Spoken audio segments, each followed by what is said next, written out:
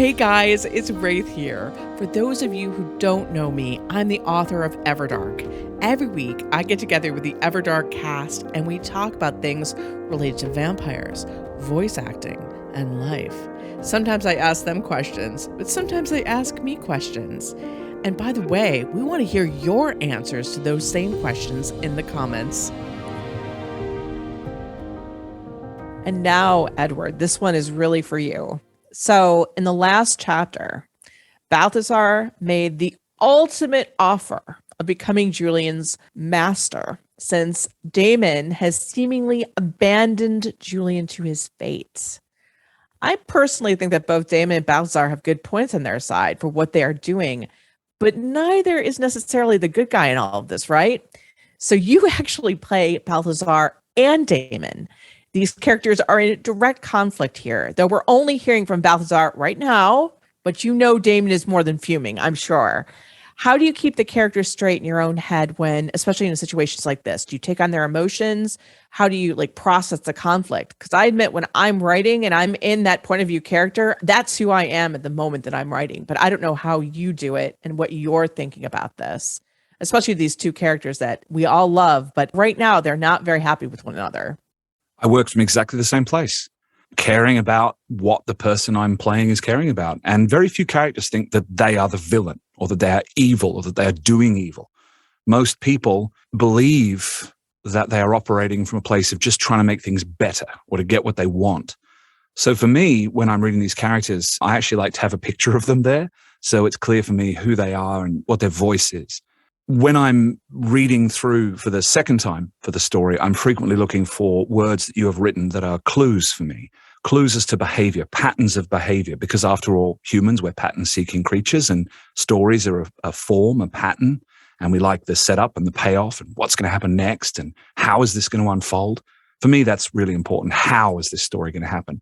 And so I'm always looking for clues as to how does Daemon see the world when Daemon is confronted or challenged, how does he react? And he reacts very differently to everyone except Julian when he is challenged or threatened. And if he is challenged or threatened without Julian there, he reacts what others would make the moral judgment of that's extreme. But to him, it's just, he's an apex predator. He's a force of nature. That is how he reacts. So I find Daemon is not conflicted when Julian isn't involved. Balthazar, likewise, I actually find Balthazar a really compelling character. His hurt, his loss is mirrored by Daemon's. And I think for me, they're actually mirrors of each other in very different ways. Balthazar was born a human. He was abused. He was mistreated. He always wanted to be loved. He talks very poignantly about the yearning, the wanting to have a master that he never had and wanting to be that for Christian. And that's also mirrored in Daemon. But the two characters go about it in very different ways. One of them just saying, this is how it is. The other saying, this is how I'd like it to be. What do you want? So I find them two sides of a coin. One who is a human, very human, and has become a vampire. One who is never human and maybe perhaps becoming more human as he interacts with Julian. But for me, as the actor, I have an image of them.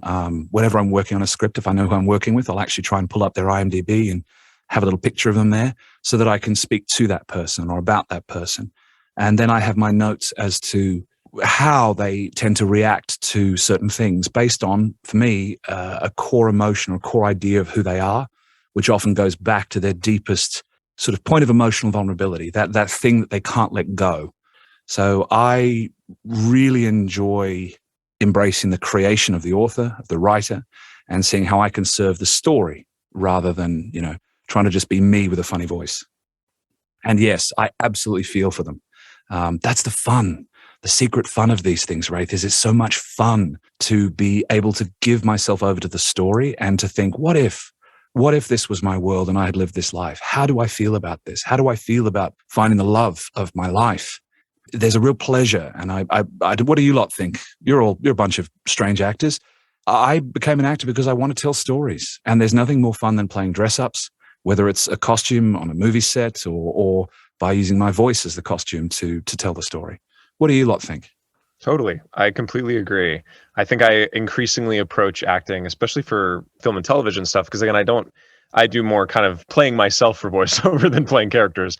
But part of what appeals to me about acting is kind of the psychological side of it, getting to approach characters and different personalities than myself and see how they experience life and how they would answer certain questions or why they behave in a certain way and kind of picking that apart. I actually think if I had a second calling, it would have been psychology, because that is so strongly what draws me to acting. I get like a thrill out of experiencing intense emotions through somebody else in a safe space. Yeah, I guess as a third person.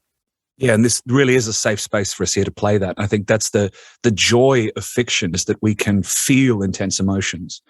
And I think why art is important is that we have a safe space to imagine, to dream, to feel safely in these worlds that are created by artists for us. And that's why I think people love the things we love. We just want to go back to that world that we love so much. Like Everdark, we can just go back there and see what these people who we care about are doing and how they're doing it, and be with them for a little while and feel. And, as an actor, it's that old thing of give someone a mask and they'll tell you the truth. And for me, it's finding those little moments when the story resonates to me. And I really don't have to, it's not a big stretch. Even though I'm playing an immortal vampire king, it's not a big stretch to imagine looking on someone I love and just being delighted in what they've done, or confused when they don't understand how much I care about them. I love to hear about this. And I think that our listeners do too, because they sometimes think, acting is not obviously reading the words with a funny voice on the page. It's far more than that. But I think when they think about maybe audiobooks or audio plays, this is more akin to, maybe they're starting to realize like, oh, there's a lot more that goes into this than just getting the accent right. Which stuns me, which is why I'm always like, guys, just wait until we have real voice actors doing this. So thank you, Edward. That was absolutely lovely. And thank you as well, Adam. That was just amazing. Really, wow. That's so cool to think of that much time, effort, and energy going into a performance.